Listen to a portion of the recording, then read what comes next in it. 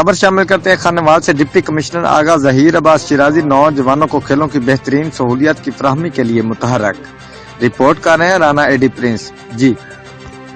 Sports stadium اور gymnasium کا اچانک دورہ کر کے صفائی فرش کی مرمت کا جائزہ لیا۔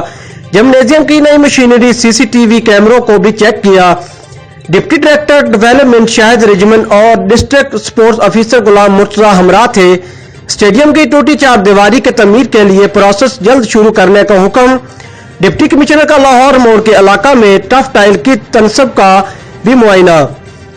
پبلک ہیلتھ انجینئر حکام کو منصوبہ اچھی کوالٹی کے مٹیریل کے ساتھ جلد مکمل کرنے کا حکم۔